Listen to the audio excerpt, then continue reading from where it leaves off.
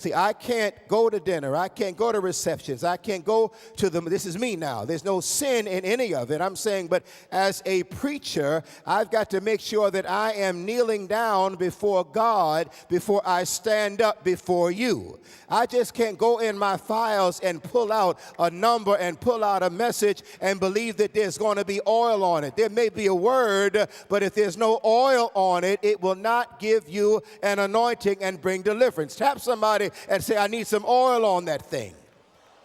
Dr. Leonard Sweet, in his newest book, talks about blood. He says his mother, when he was growing up in the Holiness Church, in the Holiness Methodist Church, he said his mother, after the service, Danielle, she would say, preaching was good this morning, but there wasn't no blood on the altar.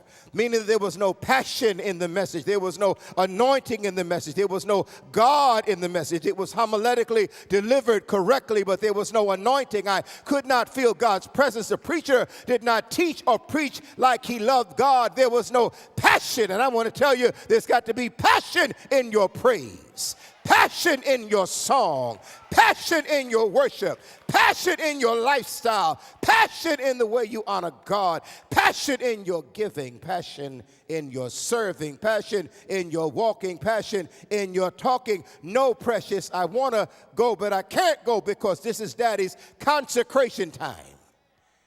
This is the time that I try to set myself away with my sinful self, unworthy to hold a microphone. I need God to show up. I'm not worthy to hold a mic. I need God to show up. I need a God move. I'm not that gifted. I'm not that anointed. I'm not that holy. I'm not that clean that I don't need God to show up. I need God to show up when I stand up. I need God to show up. Hit me one time. When I stand up, I need God to show up. Listen to me. When I stand up, I need God to show up. And when God shows up, it's got to be more than my degree from Princeton. That does not qualify God showing up. That's why years ago in the church, you'd hear the mother say, help him, Lord. Oh, I would to God that we had that day. We got mothers, but y'all holler back sometimes, help him, Lord. And what they meant when they said, help him, Jesus, it meant one or two things. Either he ain't saying nothing. Either he ain't saying nothing, he's flunking, or he's talking good. Help him, Jesus. Help him stand. Help him preach. Because people have come from the north, the south, the east, and the west. They've driven up from Delaware. They've driven down from New York City. They're home from Carnegie Mellon. They're here with their families. And there needs to be some oil on the altar. There needs to be some blood on the altar. And when you stand up to preach, Bishop Hilliard, it's got to be a God move. Touch two people. Tell them what we need is a God move. I said three people. What we need is a God move. A God move. I need a God move.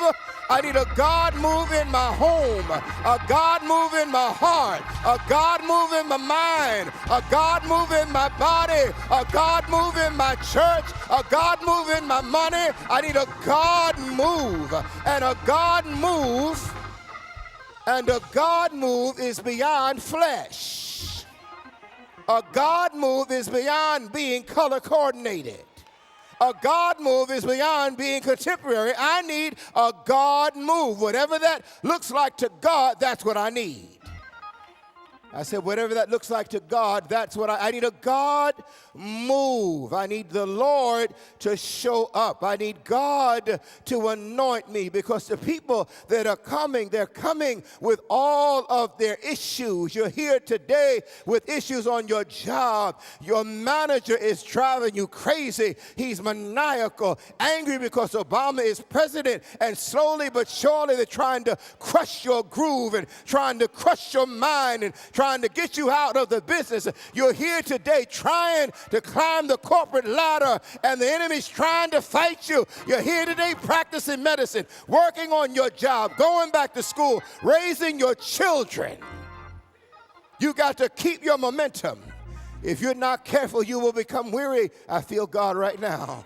You'll become, you'll become weary in well-doing.